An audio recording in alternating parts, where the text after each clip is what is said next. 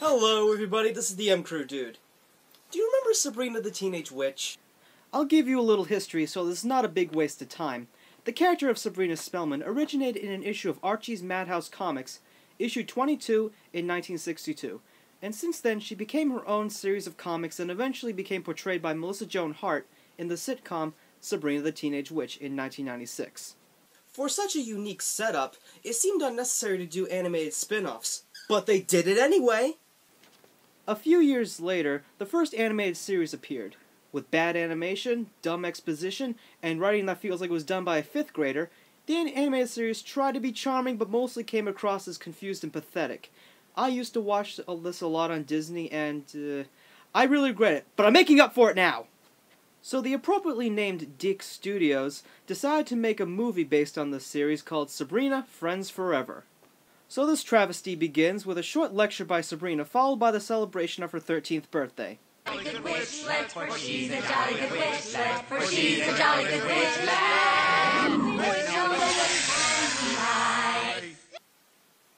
Like I said, I don't think this was written by adults.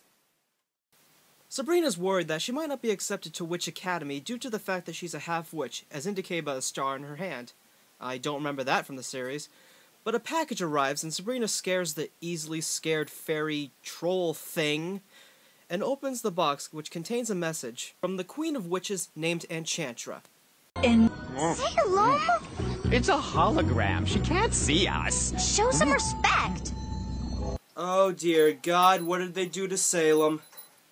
I mean, his voice was always irritating, but now he just sounds like Steve Buscemi getting his testicles smashed. Sure, little humor at the cat's expense.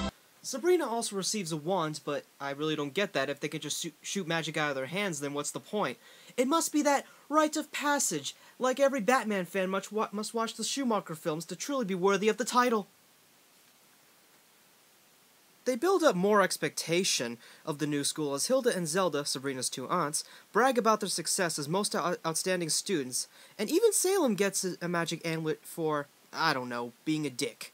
Sabrina sulks, believing that she will let her family name down if the new school discovers that she is a half-witch. But don't worry, Hilda and Zelda show little concern as they reminisce old memories at the campus. Miss Hag, you haven't changed a bit. You remember us? Hilda and Zelda, most outstanding student 1643. And 44? Yes, I remember. You were the only students of 43 and 44. All the other students transferred to Hogwarts and WizTech. A young wealthy witch named Portia arrives, and of course, she thinks she's better than everyone else. She's essentially like Jem from the TV show, so yeah, I guess she's just like the witchly persona. What's also kind of funny is she also appears in the TV show Sabrina's Secret Life, not to be confused, and her name was changed to Cassandra, oddly enough. So Hilda, Zelda, and Salem leave so Sabrina can start her first day. You are all, of course, fine young witches. You are all gifted and skilled. You have spent years perfecting the witchly arts. You know many things, but you still have much to learn! Geez, they really like to put the pressure on their students here, and it only gets worse as a golden wand is given to the most successful student in the class. But don't worry, very little encouragement is given to our main character. So Sabrina goes to sleep and discovers that Salem has stowed away with her, because I guess the plot was too desperate. The next day, they use their magic to give life to birds by spontaneously making them appear in air. To hell with Darwinism! So the other students are able to fly around the room, but Sabrina can't fly, and ends up looking like she's trying to drop a deuce. What's her problem? Hey, I don't know. Maybe she's not all the witch she could be. Sabrina manages to make friends with one of the other girls, and is invited to a slumber party. I wasn't like that when I was a teenager. Of course, things were different 400 years ago. And just as a side note, for a school that teaches their students to use magic wisely, they certainly do use it for a lot of mundane things like doing their nails and fixing their hair. So while Sabrina's over there, she discovers a spell book that has a spell on how to gain full witch powers, and the next day she notices that another student named Nicole is reading the exact same spell. Later that day, she goes to talk to Nicole, and eventually they realize that they have more in common than they first thought, as they are both half witches. Sabrina tries to have the other students befriend Nicole, but that doesn't go very well as she is ridiculed. Feeling sorry, Sabrina decides to take Nicole to the Tree of Wisdom, as suggested by Salem. The two of them go into the magical realms and have fun doing pointless things like dancing with princes twice their age. They do eventually find the witch's realm, but it doesn't go unnoticed as Miss Hag calls Enchanter by way of a small dragon attached to a phone cord,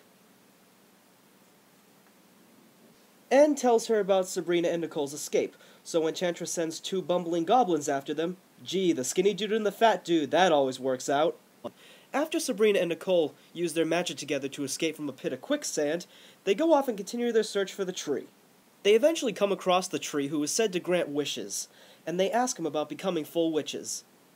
No, I'm sorry, they help him scratch an itch first and then ask him to grant their wish. Clearly, this was an even exchange of service. The tree finally agrees, and Sabrina gets her wish, but at the cost of Nicole's life, as she has turned to stone. To turn her back, only a magic amulet can save her from a wisdom spell because of exposition crap. But Sabrina decides to get revenge on the other witches with some hilarious goofiness. What's wrong with her? She could just zap it back. That's a good point. In fact, why can't they solve most of their problems that way? They always say that there isn't enough magic, or they just use some random spell that usually doesn't need to have any explanation, so the possibilities should be limitless. But I guess that wouldn't be very much fun without plot holes and unexplained plot devices. Anyway, Sabrina goes to Salem and believes that his amulet has the power to save Nicole, but when they return to the Tree of Wisdom, Nicole is gone, and as it turns out, she has been taken to Enchantress's evil castle.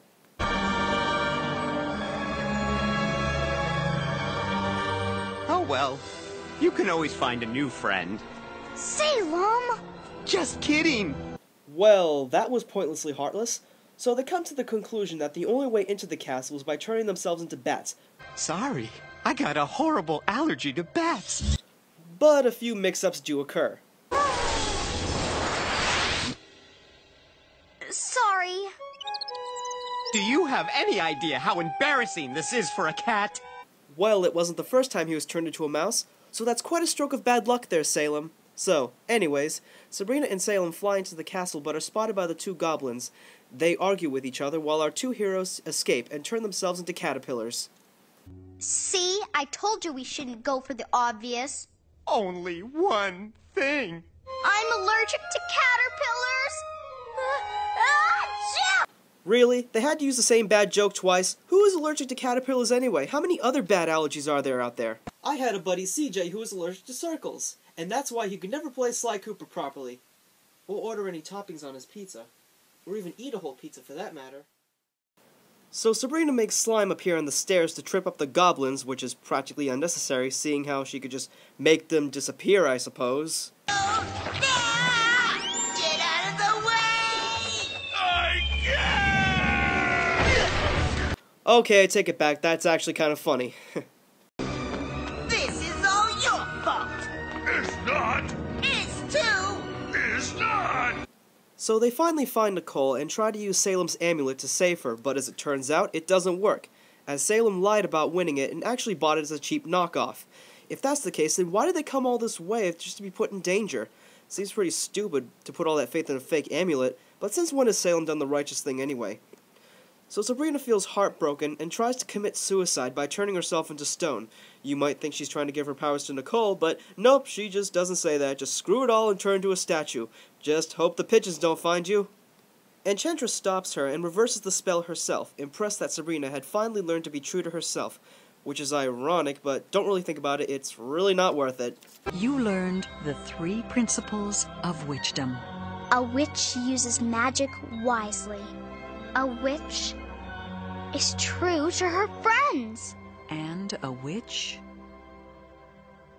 Is true to herself. And honestly, some of the girls around here never figure that out. My young friends, you have something far more powerful than mere magic. We do? Like what? A friendship strong enough to last forever. My little pony, my little pony. Nah, we all saw that coming. So a big celebration is held, And Sabrina wins the award for most outstanding, and even shares the wand with Nicole, as she just breaks the thing in half. Sabrina! Sabrina! You the one! You the one! Do the way! Do the way! So Sabrina ends with an outro, and the film finally comes to an end. So how does it hold up? Well, looking back at it, I'd say some of the morals are confused, but it does try to have an appealing charm. Since the show didn't really have much going for it in the beginning, this movie does a slightly better job at giving a better story given the source material. And it's hard to really make fun of something directed towards a mostly female audience, and I understand it's something that can cross genders, so if others like it, then how can I complain if I was a former fan myself? It's forgettable, yes, but at least you can have some investment, and as a former fan, it followed the show's format pretty nicely, with the exceptions of Salem's voice and the hand star, which never appeared in the show, so make of it what you will. This is the M Crew Dude signing off, wishing you all a very pleasant day.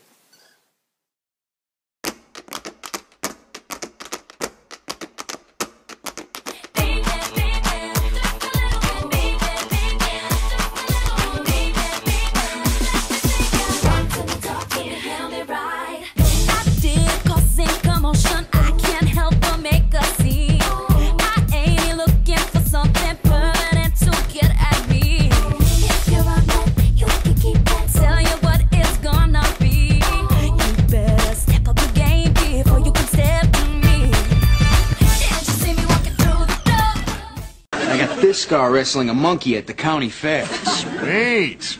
I got you beat. Check out the one on my butt. I don't see a scar. Don't have one, but made you look.